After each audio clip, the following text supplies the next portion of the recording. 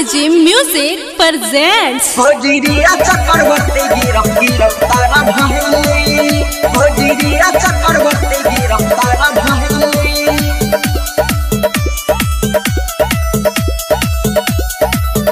recording by Palace Music Kotwa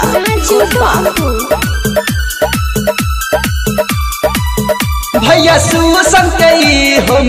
वहली इनका fan लकई तरो वहली fan लकई तरो वहली भैया सुसन कई हम वहली उनका फैन लकई तरो वहली परल सबके सारा फैला चारा भैली भोजरिया चक्रवर्ती गिरफ्तार भइली परल सबके सारा फैला चारा भैली भोजरिया चक्रवर्ती गिरफ्तार भइली भोजरिया चक्रवर्ती गिरफ्तार भइली परल सबके सारा फैला चारा भइली भोजरिया चक्रवर्ती गिरफ्तार भइली परल सबके सारा फैला चारा भइली भोजरिया चक्रवर्ती गिरफ्तार भइली करते रहली भौजरिया ड्रग्स के व्यापार हो नेक दिल इंसान के को दिल पिया मार हो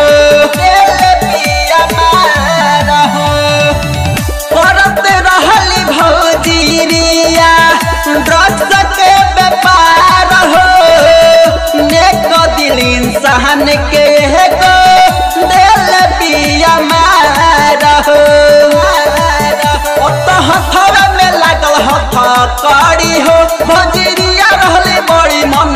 चढ़ी हो परल सबके सारा फैला चारा भइली भोजरिया चक्रवर्ती गिरफ्तार भइली परल सबके सारा फैला चारा भइली भोजरिया चक्रवर्ती गिरफ्तार भइली भोजरिया चक्रवर्ती गिरफ्तार भइली परल सबके सारा फैला चारा भइली भोजरिया चक्रवर्ती गिरफ्तार भइली परल सबके सारा फैला चारा भइली भोजरिया चक्रवर्ती गिरफ्तार भइली विज्ञ बिहारी कहे आज खुले आम हो उमकत रहली भौजी अब लागल लगाम हो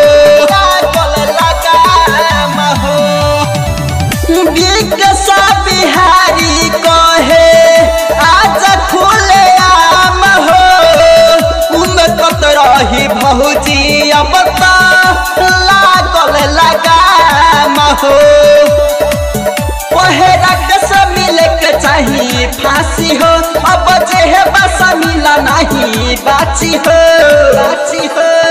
परल सबके सारा फैला चारा भइली भोजरिया चक्रवर्ती गिरफ्तार भइली परल सबके सारा फैला चारा भइली भोजरिया चक्रवर्ती गिरफ्तार भइली recording by